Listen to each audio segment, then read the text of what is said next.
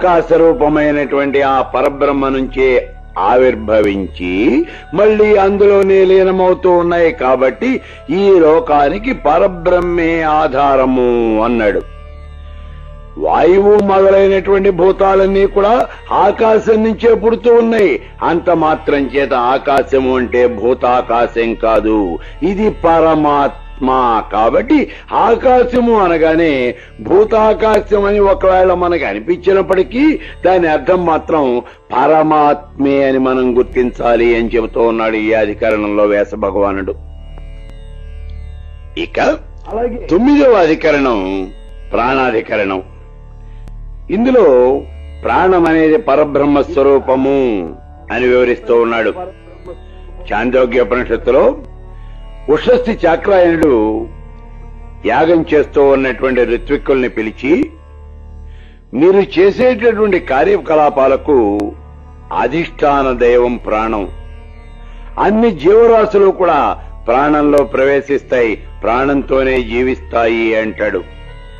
ఇక్కడ ప్రాణము అంటే పరబ్రహ్మ. అలాగే ఉద్దాలకుడు తన కుమారుడైనటువంటి శ్వేతకేతువుకు సుషుప్తిని గురించి వివరిస్తాడు. సుషుప్తావస్థలో మనస్సు, ఇంద్రియాలు ఇవన్నీ కూడా పనిచేయటం మానివేస్తాయి. ఇంద్రియాలన్నీ కూడా అలసట చెంది ఒక్కొక్కటే మనస్సులో లీనమవుతాయి. ఈ మనస్సు ప్రాణంలో లీనమవుతుంది. సుషుప్తావస్థలో ఒక్క ప్రాణం మాత్రమే మేల్కొని ఉంటుంది.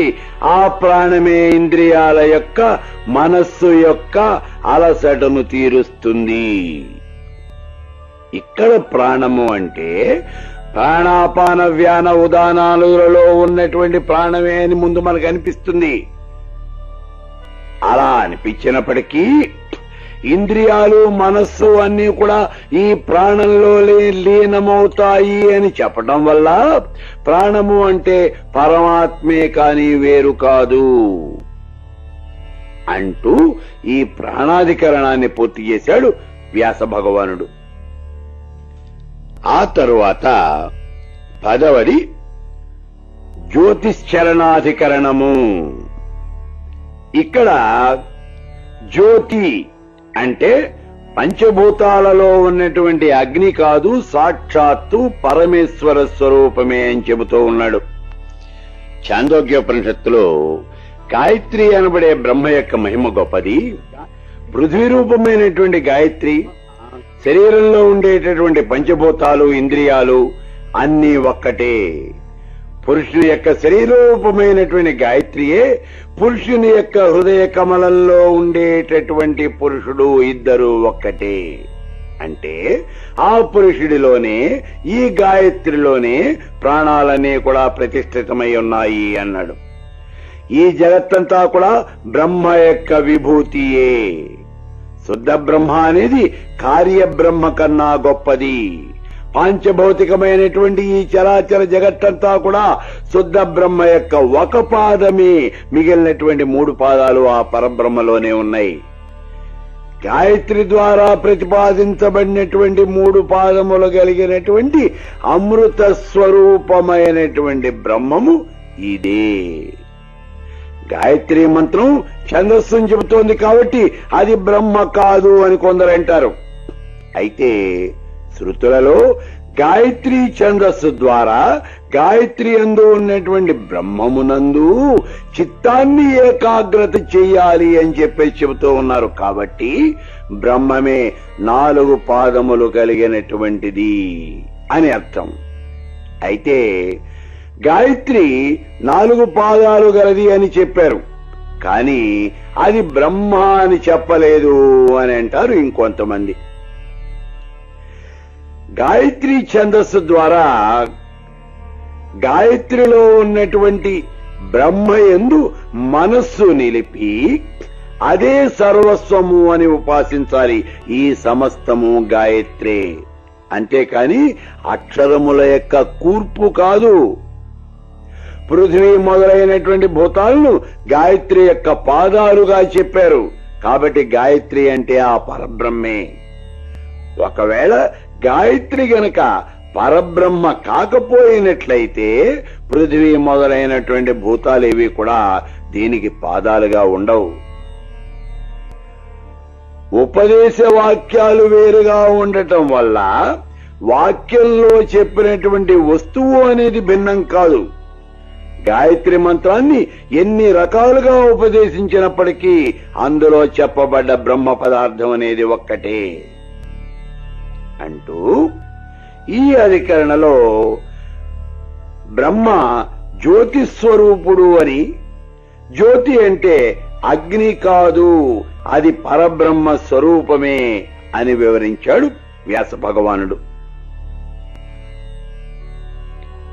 ఇక 1వ అధ్యాయంలోని ప్రథమ పాదంలో ఆఖరిది ప్రతర్దనాధికరణము.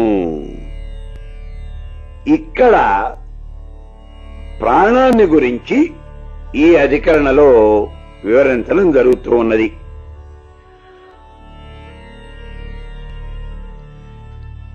ఇక్కడ సూత్రం చెబుతూ ఉన్నాడు, చూడండి. ప్రాణః తథా అనుగమాతు. పూర్వకాలంలో కాశీనగరాన్ని దివోదాసు అనే రాజు పరిపాలిస్తూ ఉన్నాడు. అతడు చాలా పండితుడు, విద్వాంసుడు, పరాక్రమశాలి, ధర్మపరాయణుడు. అతడి యొక్క పాలనలో ప్రజలంతా కూడా సుఖశాంతులతో హాయిగా ఉన్నారు. ఈ దివోదాసు యొక్క కుమారుడు ప్రతర్దనుడు, తండ్రికి తగినటువంటి తనయుడు. ఒకసారి దేవదానవులకు భీకరమైనటువంటి పోరు జరిగింది. దానవుల యొక్క ధాటికి తట్టుకోలేక దేవతలు కొంచెం వెనకంజ వేయవలసి వచ్చింది. ఆ సమయంలో ఇంద్రుడికి ఈ దివోదాసు గుర్తొచ్చాడు. వెంటనే దేవతలకు సహాయం రాయవలసింది అని చెప్పేసి దివోదాసు కబురు చేశాడు ఇంద్రుడు. విషయం తెలుసుకున్నటువంటి దివోదాసు తన కుమారుడైనటువంటి ప్రతర్దనుణ్ణి దేవతలకు సహాయంగా పంపాడు. ఆ యుద్ధంలో దేవతలు విజయం సాధించారు. విజయోత్సవ వేడుకలన్నీ నిర్వహించడానికి సభ ఏర్పాటు చేశారు. ఆ సభకి ప్రతర్దనుని కూడా ఆహ్వానించారు. ఆ సభలో ప్రతర్దనుని యొక్క శౌర్య పరాక్రమాలన్నీ ప్రశంసించి ఇంద్రుడు, రాజా, దేవతలకు చాలా సహాయం చేసి విజయానికి కారకుడయ్యావు, కాబట్టి నీకు ఏం వరం కావాలో కోరుకో అన్నాడు. దానికి ప్రతర్దనుడు, ఇంద్ర, నేను మానవుణ్ణి, కాబట్టి నాకు హితమైనది, పరమ పురుషార్థమైనటువంటిది ఏదో దాన్నే నాకు ప్రసాదించవలసింది అన్నాడు.